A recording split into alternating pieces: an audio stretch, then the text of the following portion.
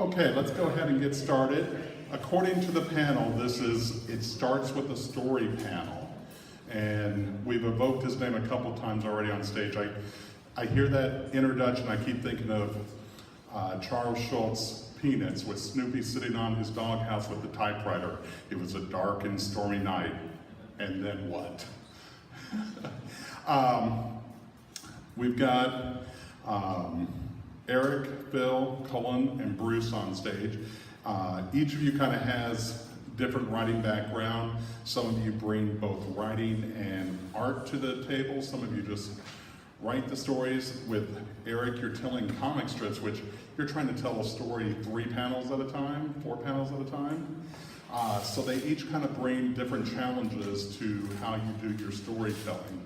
Why don't we just start with how the ideal process, what the story comes to you, how are you capturing that? Are you writing for a particular artist in mind when you do it? How do you get your story down on paper or on a computer file and get the process going? I've actually had kind of a limited experience doing writing in comics, although I have written a graphic novel called The Falling Man. When I did The Falling Man, this was late 90s. I must have been going through a particularly weird period because when I look at it now, I can't stand the artwork. The way I did it is I wrote the story, and Phil Hester did just kind of basic layouts for the book, and then I did the finished pencils and inks. So the only thing I like about it now is the story, and that's about it, and whatever Phil did. Yeah. So what I've been doing is kind of the last 4 years is like slowly between paying gigs trying to just revamp the whole thing. But it's interesting because The Falling Man was actually it came from like a series of ideas that I just kept on notes over the years, and that's kind of how I write. I have binders full of notes. Get to this. And so a lot of times I'll think of a certain part of a story and I'll write it down, and that's kind of how I did in college too.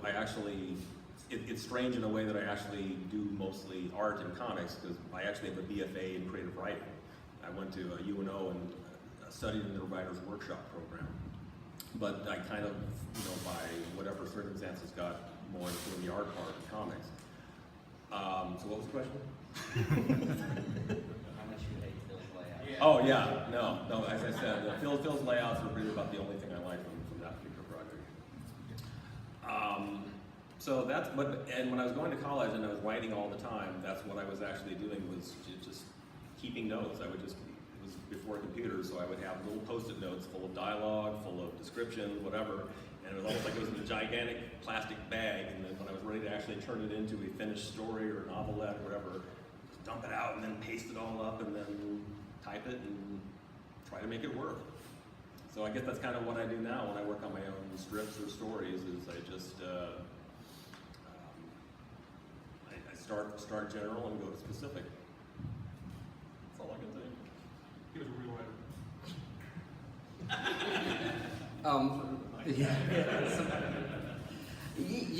That's actually good. General to specifics, I think a good way of thinking about it. For me, it always starts with ideas. I've got a notebook that I try, I'll jot down little ideas. Sometimes they are sentences, sometimes it's titles, sometimes it's a character that I'll think of. And then at some point when I want to turn that into something, I do a little bit of free writing. Ray Bradbury wrote an essay where he said he'll start with a word and he'll just free write. And about halfway through the first page, a story starts to take shape. And that's kind of what I do. I'll start just kind of throwing ideas out there. Sometimes they die on the vine, and sometimes it turns into something. But then with comics, for me, after that initial idea is kind of vomited out, then it's about organizing it into something that I can work with in the comic form. Because if I'm writing a story or writing a novel or something, I'm not really limited. I can just go. But with a comic, you're limited by the number of pages in an issue. You're limited by the number of panels on the page. You know, so it's to me, I do a lot of organizing. So I take that first outline, that first, you know, idea, and then I go through and I'll say, okay, so these are the scenes that I need, and I'll make a list of the scenes, and then I'll write a number of pages I think I can do that scene in. And then I realize that I've outlined what'll be a 40 or 50 page comic. So then I have to cut half of that out of the, you know, I have to reduce it, and then I'll start scribbling it out. I don't know if I brought my notebook with me, but I could show you scans of what this looks like. It's just me scratching things out and saying, no, I'll do this scene in 2 pages rather than 5, or and I'll combine these 2 scenes into something. So that's the first stage of outlining, and then I go back through and then I do what I call a beat by beat outline, and I take that page where I've said this is how many pages I have, and then I will start writing a very detailed bulleted outline. This is what's happening on this page, this is what's happening on this page. To the point that those outlines are so detailed that I think a talented artist could take it and draw a comic based on the outline alone. And then from that outline, I turn that into a script. And sometimes I write all the dialogue first. Sometimes I write all the action beats first. I've never found what the magic thing is for me in terms of writing the script. I know that every time I write it, I say I should have done it the other way. But that's, I mean, for me, it's a lot of outlining. After the initial idea, it really comes into a process of organizing. You know, taking that general idea and then making it work in a 20 or 22 page comic. I think that was the question, right? I wish I was organized as Cullen. What I do when I'm creating a story from scratch from the beginning is I really feel like there's this sort of river running through me that's just like sort of ideas that are sort of tumbling one after each other. And I know there's a general idea of the course this river has to take. I know the goals of the story. You know, if I have to write a Captain America story, I know it's got to go in a certain place.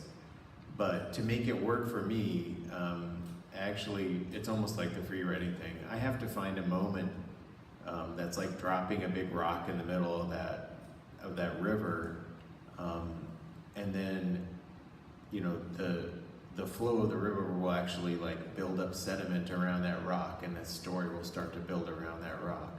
And that rock has to be a moment of truth, and it has to be, it can be a small detail, it can be an image, it can be a line of dialogue, but it has to be something that rings true to me, to my life, something that can be relatable to other people. And it might be a small thing, it might be a large theme, and like I said, it might be an image. But everything else will sort of accrue around that one thing. It'll sort of start orbiting around that one moment of truth, and I can sort of build a story out from there. And then I start thinking about nuts and bolts, and I start thinking about, and like Cullen says, I usually write dialogue first. I write a radio play, basically, and because I'm an artist also, I'm already seeing those images and those panels in my head, so I usually don't keep track of that until all my dialogue is written, and then I'll go back and sort of build in that framework. And also, because I'm an artist, sometimes I'll go as far as actually thumbnailing the story for the artist. I'll do little tiny versions of the pages myself. I try to make those very simple and not very detailed, because I don't want to insult the artist and what they may decide to do with my script once I give it to them. But for other artists that I've had a long working relationship with, sometimes we'll even work Marvel style, where I'll hand over that radio play and say, you know, this has to happen on this page, but otherwise have fun. And as an artist, I know what it's like to ask for really terrible things in scenes. I know how terrible it is to ask somebody to draw a car chase or a phone conversation. So, you know, when I write things like that, I try to reward them later with, you know, more fun things to draw. So, as a writer, I'm always thinking about the art, and I think if I had an ideal job, an ideal process, it would be. I don't know how many of you here are fans of the old EC comics, of the old EC War comics that Harvey Kurtzman sort of edited and wrote. That's a dream job to me, to write stories, thumbnail them, then hand them off to the greatest artists in the world. That would be fantastic. Because I don't think much of myself as an artist, so you know, having somebody else take my ideas and my storytelling sensibility but actually draw it right is great. So that's, you know, every process is different, but I think for me the essential thing is finding that little rock of truth that you can drop into the middle of your stream and then let everything kind of build around that. Yeah, I don't know that I have a lot to add. A lot of these, you know, the process is kind of similar. You know, with comic strips, it's everything they said, just on a much smaller scale. But you know, I guess you just, you know, so I write and draw it, so I only think about myself. What do I think is funny? What do I think would be cool to draw? So really, you know, sometimes you'll start with a setup, and then you'll have to stare at a wall for a few days before, you know, the punchline will come. That's your wife's favorite part of the process. Yeah, so I actually recently stopped writing and drawing the strip, but my wife, I just focus on the art side of things now, drawing, inking, and so my wife came into the studio one day and she's like, you know, I really enjoy, you know, I don't mean to offend you with this, but you know, man, it was really hard to, you know, come in here and just see you laying down, staring at a wall, looking like you're sleeping, and then you tell me you're working. But it's true, and that's actually harder for me than the drawing. You know, drawing is something that's a little more physical, and you know, I know I can get this much done, whereas writing, and I might be staring at that wall for 5 minutes before something comes to me.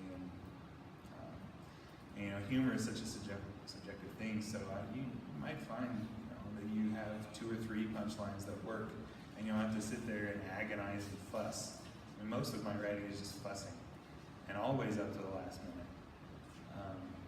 But you know, sometimes you'll have to really work for that punchline, and sometimes you'll have something funny. You know where it wants to end up, and you really don't have any idea how to get there. And you know, you only got, you know, 2 or 3 panels. Anything more than 4 panels is going to get pretty tight visually. So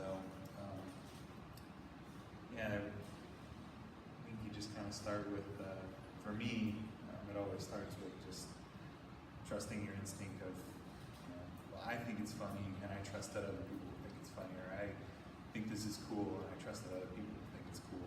And you know, without that, I think you get very far just worrying about, you know, what other people are going to think of it. So.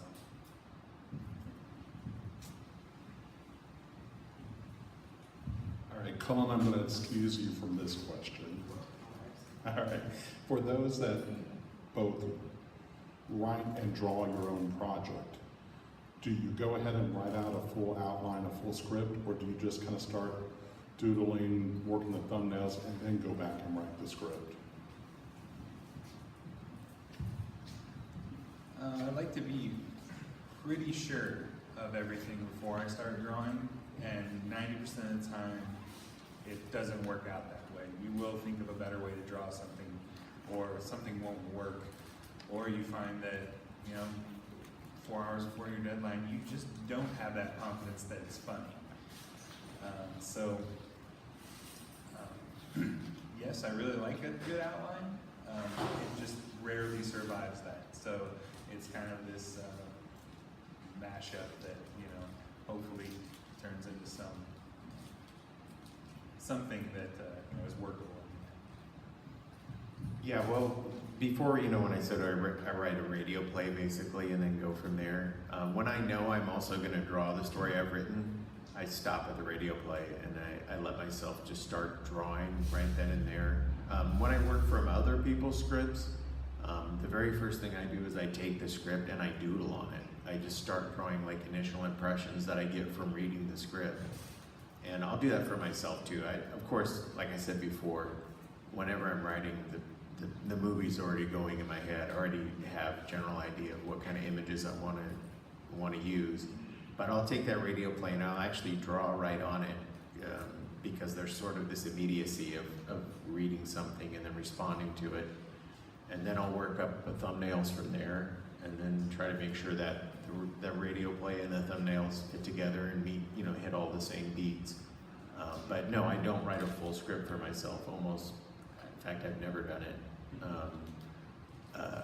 Always just ideas, and then thumbnails, and then polish after that.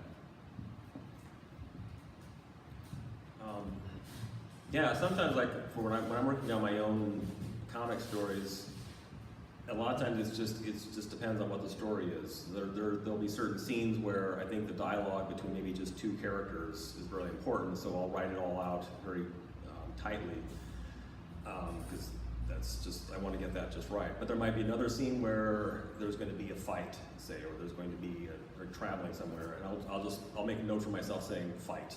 So I'll kind of know that I'll lay it out that it's more dependent on what the art needs, and I'll go back and then do the dialogue and the narration. I find for myself, it's weird. It's like a habit I've had since college. Like I write best when I go to a library. So like even now, it's like I'm home alone most of the time. So I ostensibly could just be alone and write, but it's really hard. There's just too many distractions. So when I actually say, okay, it's time to really get this story down, I'll just get in the car and go to the library. You just sequester myself in a little table somewhere and just start writing. But yeah, I don't know if I've ever written just full script for myself. I think that would be just really, I think I'd feel hamstrung by this, and it would feel like doing the process twice. But I love to do, a lot of times I will definitely do very, very rudimentary doodles just so I kind of know what the story is going to do. What's also kind of nice is I generally, if I'm doing my own project, I'll letter it myself.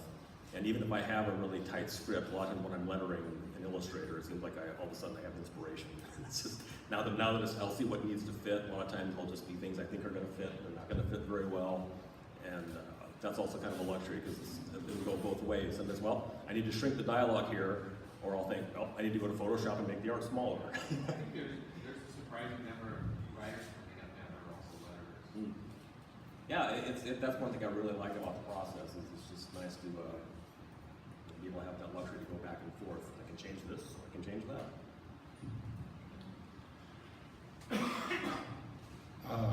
Earlier, Phil mentioned the Marvel method of scripting, and for those that may not be aware, Marvel method basically kind of came into being during the heyday of the Marvel Silver Age with Stan Lee, where he would kind of create a plot, give it to his artist, Jack Kirby, Steve Ditko, let them do everything, and then he'd come back in and put in the dialogue. Can the Marvel method still work in today's time with shorter deadlines?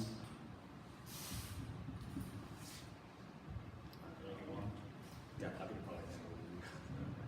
Well, I mean, yeah, it definitely can still work. I mean, there are a couple of writers right now who are working on big titles, and that's how they do it. In fact, there's a couple of guys who won't write the dialogue until they see the art, because they feel like the art's going to bring something that is going to inspire something that they can write that they can add to it. I'm writing a book right now that we're pretty much doing. We intentionally, because of deadlines, decided to do it Marvel method. We had a real tight deadline, so the editor said, "What do you guys think about just writing the outline, handing it off, and then going back and relettering it?" And that's what we're doing with it right now. So with that, as the artist's pages come in, I'm co-writing it with someone. We take those pages and we're writing the dialogue as the pages come in, really. But yeah, I think it's still I don't like it. I don't enjoy it. And there's been issues of Six Gun, the book I did with Brian Hurt, where he's even said, let's try to do this sort of in a Marvel method, and then he comes back, he doesn't enjoy it. He prefers he likes having some freedom on the page. He'd rather me just say, I've scripted a 5-panel page, but if you want to turn that into a 9-panel page, go ahead. And he likes that, but he doesn't like just having nothing to work from. So I think it can still work, and I mean, it's still in use by a number of people. I think a lot of it depends on your relationship with your collaborator. If it's somebody you've worked with before and you know their skill set, and you have a good working relationship, and you trust their storytelling sensibilities, it's a lot easier to work Marvel method. I only have had 2 books where I've done that. I did it on Fire Breather and I did it on Mythic, and those are both artists I've collaborated with for years, and both artists who are also writers in their own right and understand storytelling, and you know, I trust them to make their storytelling choices. And you know, there's a difference between, you know, like bare bones Stan Lee Marvel method, where he would, you know, call somebody on the phone and say, Daredevil fights an ape, and then, you know, they have to turn in 18 pages. You know, when I say Marvel method, I'm still doing that radio play. I'm still thinking about that dialogue, and I hand it over to them and let them decide the visual beats. But again, I would never do that with somebody I'd never worked with before, or with a rookie artist. It would have to be a veteran that I know their skill set. Yeah, just, and that Daredevil fights an ape thing, that's not just a joke. I remember an artist coming to me and said, look at this script I got, and it says, the X-Men fight whatever villain, Sabretooth might be there.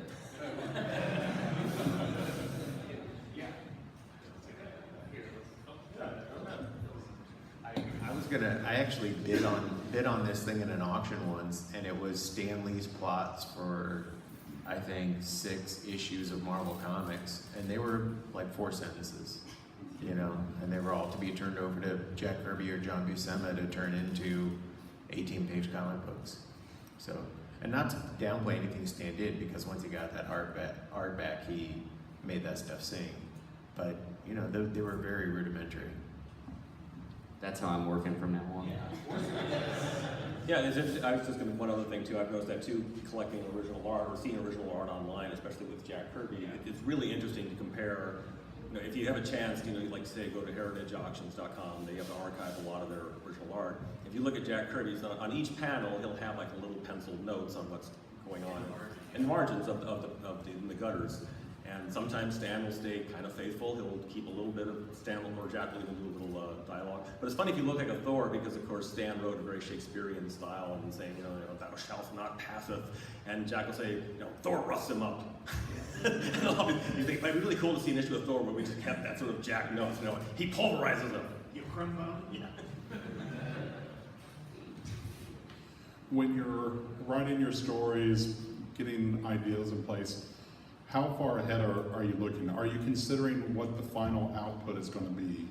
Whether it's a 20-page comic, whether it's a graphic novel, whether it's going to be a digital project, and are you considering that digital being on a laptop or on a tablet or on a phone?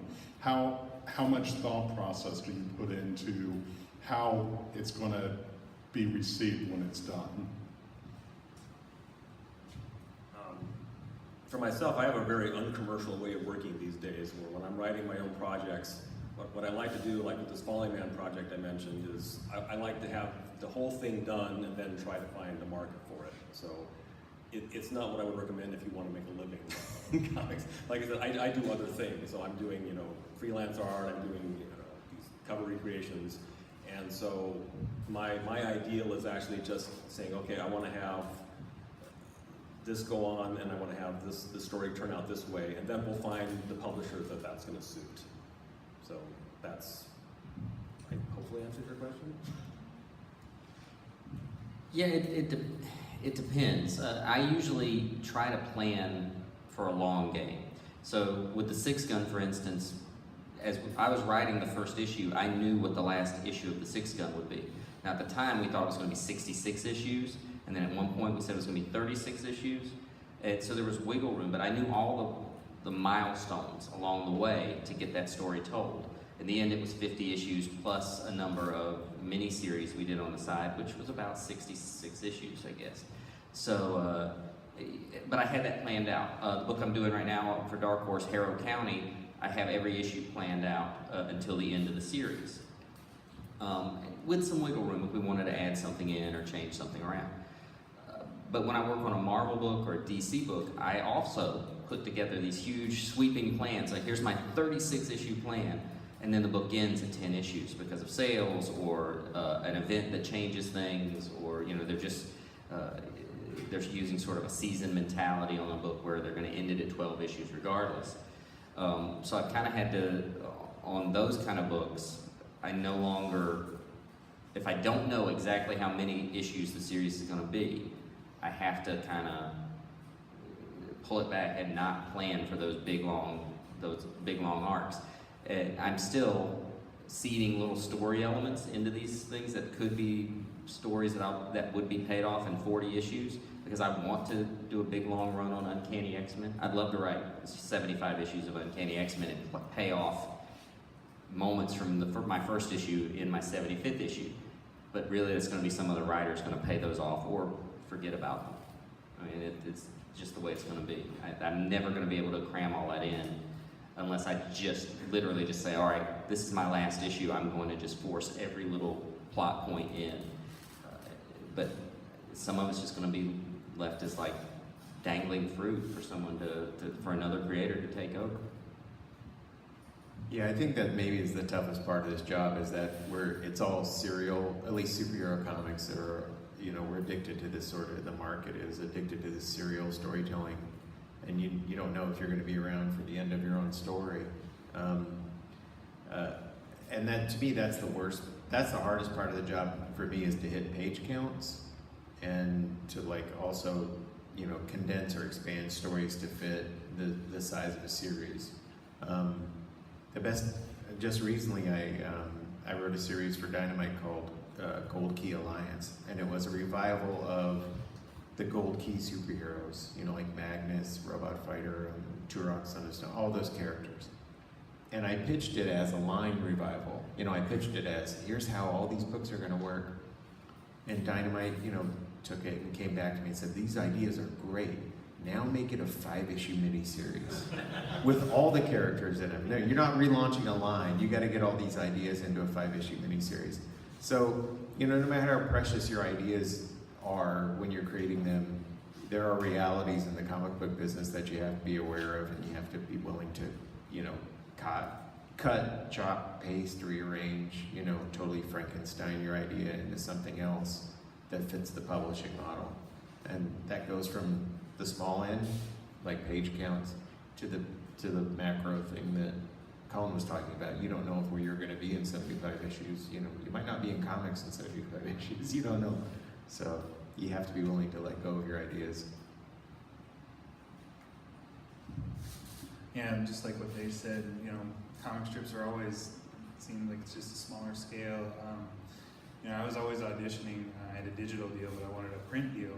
And newspapers, a newspaper might not buy both the daily strips and the Sunday, so you have to take into account that what people read Monday through Saturday, you can't wrap that up on a Sunday.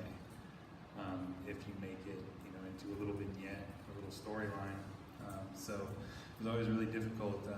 I had the freedom with the digital format to do whatever I wanted, and because I was shooting for something else, I never took advantage of that. I felt, and that was kind of a regret, because it really wouldn't have limited me in the eyes of the decision makers. But yeah, that's always kind of one of the big struggles of writing comic strips is, you don't have much time. You got 20 seconds, 10 seconds of somebody's day. One day they might not read it the next, and kind of maintaining that and catching someone up on every day if you wanted to do a storyline was really difficult. Start down at this end. Because this is a learning opportunity for everyone, what tools do you use? What software programs? What kind of computers? How did you do your process if someone wanted to kind of mimic your style or mimic your process to get themselves in the habit of being a regular writer? I was always told growing up that you needed to carry a notebook with you, just jot down ideas, and there's a lot of truth to that. You always want to have, especially at night when you go to bed, have something with you to jot something down. I just use my iPhone because there's a notepad in there, and I can't lose that very easily, and it's always backed up. Unlike little scraps of paper that I used to, napkin or you lose that stuff all the time, and you lose those ideas. And that's about as high tech as it gets. I just write down whatever I can, on my phone, whatever I have handy. And I don't keep big notebooks or anything. Just that one little device holds everything, and just from that I start drawing. So Yeah, you're not going to hear any big secrets from me either. I'll write down on a legal pad. I'll write down on a napkin, and torn envelope, an unpaid bill. If you can look, you can look back on projects I've done, and there'll be an issue of, let's say the coffin. There's an issue with the coffin. It looks like an art project because it's a collage of different notes on different colored pieces of paper that I've tacked together in the order the general order I want to write that story. And then when it comes to writing, I just write in a plain text document. I don't use any fancy screenwriting. I probably should. It would probably save me a ton of time. But in some ways, I'm still a person that draws also on paper. I don't draw on a Cintiq, and in some ways, I feel like the slowing down of things, the slowing down sort of, helps me stop and be more thoughtful about what I'm doing. I can't just back up and undo things. I have to think about them, and that also applies to my writing. Using just a plain text format just kind of helps me stop it, and I format as I go, as I write. So it slows me down, makes me think twice about things. Yeah, notebook or an iPhone, I always have something with me to take notes on and get these ideas. I probably have too many notebooks. I feel like I would save myself a lot of time if I would just put things in one place, because I spend so much time trying to find these outlines and these notes that I've written in some notebook that's thrown under a pile of comics somewhere. But when it comes to the computer, it's mainly I use a Word document, and I just format it on the page. I might use a script I've written previously and write a script over that so that the formatting's already in place. Sometimes I use Final Draft, which is a screenwriting program, but honestly, it doesn't save me any time. I think Word, the way I use Word is great. The one little tool that I use sometimes is kind of awesome. If you're easily distracted like I am, because a lot of times I'll be writing a script and I'll say, I wonder what someone said, what mean things people said on Twitter today. So I'll go and look at Twitter for a little bit and see what the jerks have said. Or I'll go and check email. So what I do to avoid that now, though, is I keep a kitchen timer on my desk. And I'll sit down and say, I'm going to write Uncanny X-Men number 16 for the next 30 minutes. And I'll turn the kitchen timer on. And until that kitchen timer dings, I will do nothing except write Uncanny X-Men and work on that project. In 30 minutes, the kitchen timer dings. Half the time, I just keep working. And at that point, I'm out of the mindset of wanting to check Twitter, because I've forced myself just to focus on one thing. But if it doesn't, if I'm not, I can check my email then and then set that timer again, and I work on another project. And then the only other thing I do, I use a web-based program called Todoist, which is a to-do list that you can organize, and it sends you reminders and tells you to keep busy, and it gives you points or something if you meet your deadlines. I've never gotten any points on it. Well, self-imposed deadlines, I always meet my deadlines, but my self-imposed deadlines I rarely meet. But yeah, those are it's pretty simple. Yeah, this is not quite with the writing, but the columns, they kind of reminded me of something I do that's really obsessive compulsive. Is I always keep a post-it note on my drafting table, and I keep track of everything I do. So it's like if I'm drawing or if I'm writing, I'll take 10 o'clock to 11 o'clock, I do that. And a lot of times I go by hours. So I can say, okay, I did an hour's of work, I can take a 10-minute break, or I can do this. And what's kind of nice about doing that is it sometimes works both ways. It kind of shows me I'm not doing enough, and sometimes it shows me, okay, you've done a lot. You think you're not doing anything, but you can look at this little list you did today and say, okay, you need a break, because it's really important to pace yourself. But as far as writing, mine's very simple too. I'm working on a new graphic novel, or I've been working on it for a while. And what I do is I just keep a binder for it. And again, I'll just use post-it notes. If I think of a little plot point, or I'll think of some dialogue, I'll just scrawl it. Then at the end of the day, I'll go to Microsoft Word and I'll just go to that file and put it all together. What I like to do is that once I get a certain amount done in Word, I'll print it out and I'll actually physically cut them up. Like if I need, okay, well, this dialogue needs to go here, or this needs to go here. I mean, I could cut and paste in the program, but I kind of like, again, maybe it's a slowing down process. I just like to physically do it, and so, you know, I'll do a kind of a throwback to college days too, where I'll need spaces. I'll like leave a large space in between things, so I can say, okay, I know something's going to go here, and I'll get to that later. So, and again, it's that general to specific. Yeah, I don't think I've ever written anything that I hadn't written out and scribbled right down. Yeah. I print everything out, Yep. mark it out. Our time is winding down, so let's do a quick check. Are there any questions in the audience? Don't be shy. All right, right here. Well, I know a lot of you guys have been doing this for a while. I wanted to know a little bit about the technological changes from when you started to now. How's that changed your creative way you do your stories or do your illustrations? And the end, how that's affected the product, how it's changed, how it comes out, and the whole process, how the process has affected the product.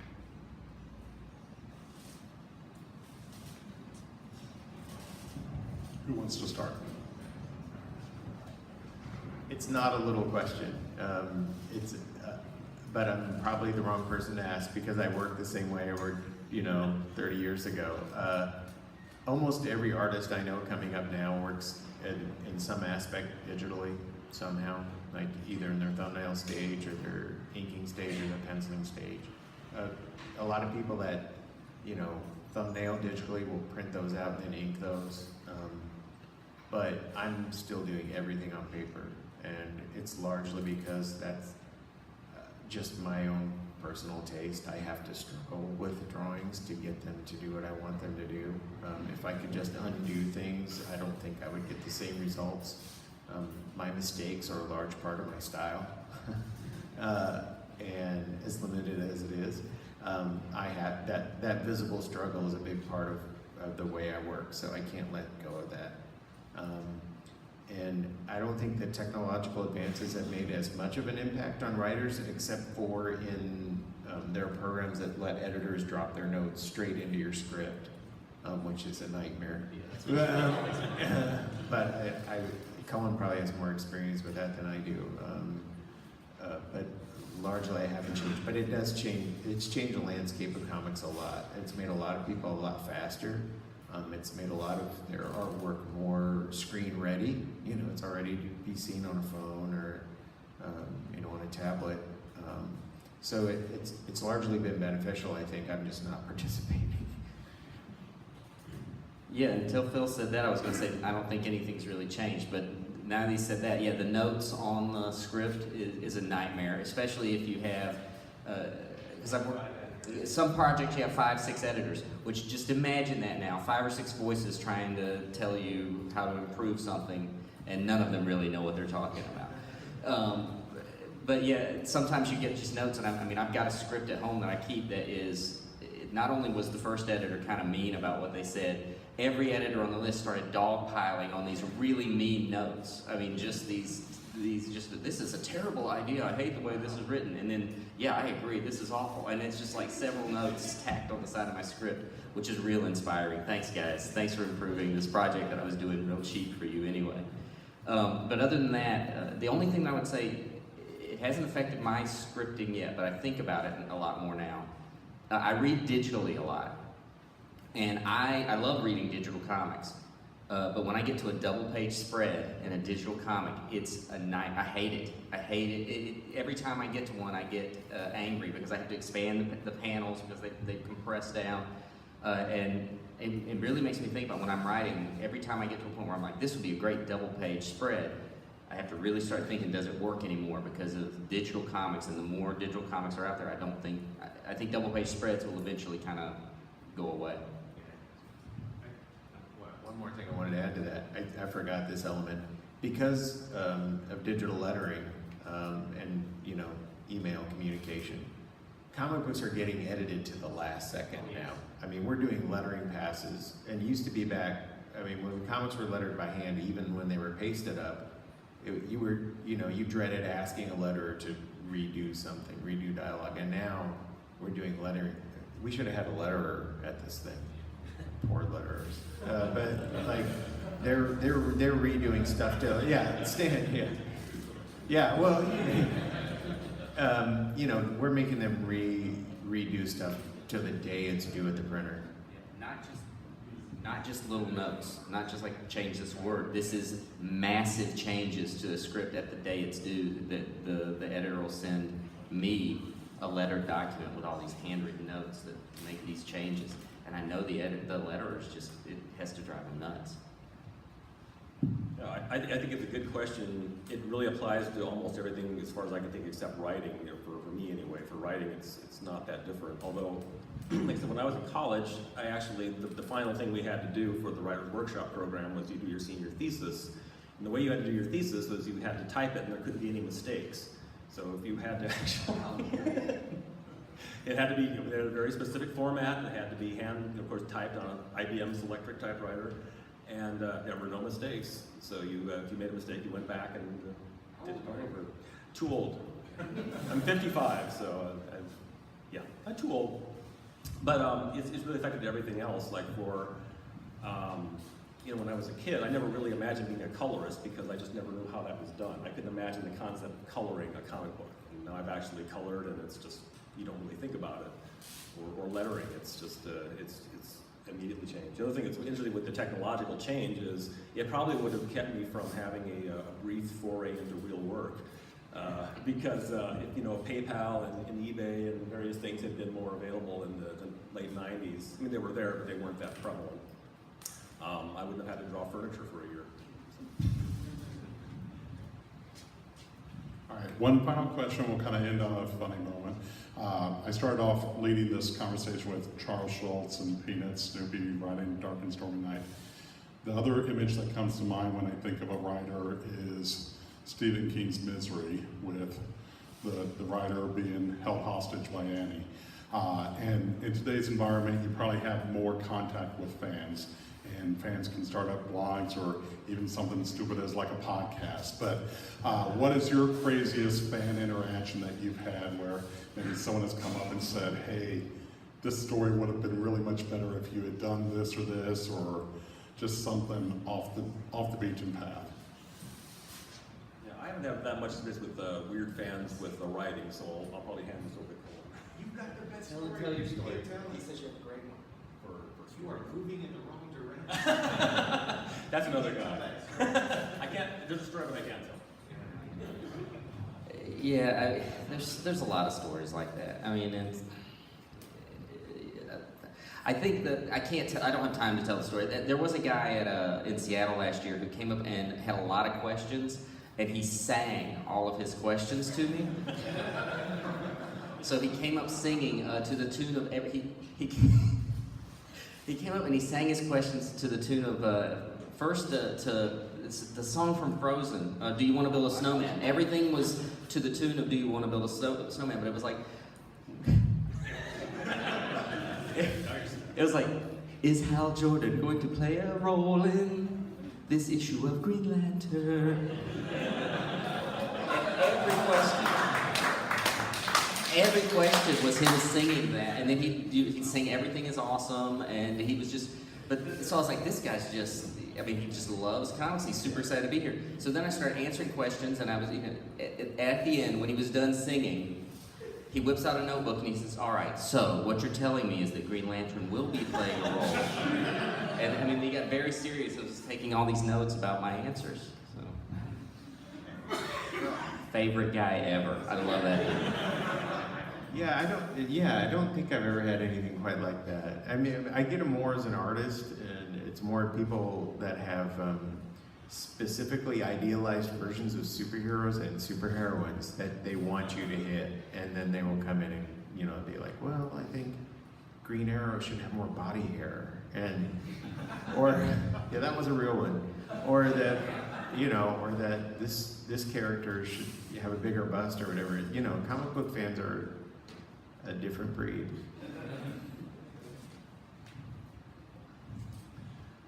So about 4 months into doing comic strip Wyatt, I was at a gas station out from Iowa, and I was visiting my brother in Chicago. I stopped at the DeKalb Oasis, and I'm filling up. I'm wearing a T-shirt that says "Read Comics Every Day." It's GoComics.com is the site that posted my strip, and it was their T-shirt.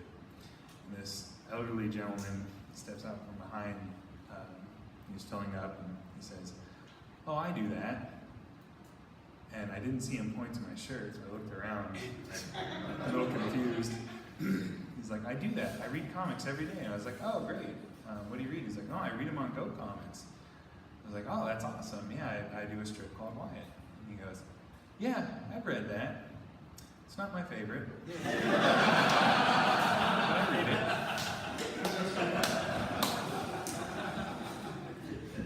I think we've all had the experience of like starting out and being, you know, having our table full of our, you know, our wares at a comic.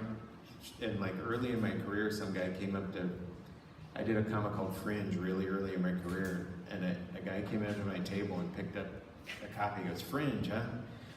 It's your hobby." My co-writer on a number of projects, Jimmy, is here with me, and there was a convention we went to in some small convention in Cape Girardeau, and I had the 6-gun, which of all my books, I'm super proud of the 6-gun. I mean, and this guy came up and he picked it up and he said, "Oh, 6-gun." He said, "I don't want to be a jerk, but I didn't like it." And he tossed it back down, and I remember looking at Jimmy, and it had to be written on my face that I'm about to tear this guy apart, because I'm super nice. I love everyone, but I just can't suffer fools and jerks.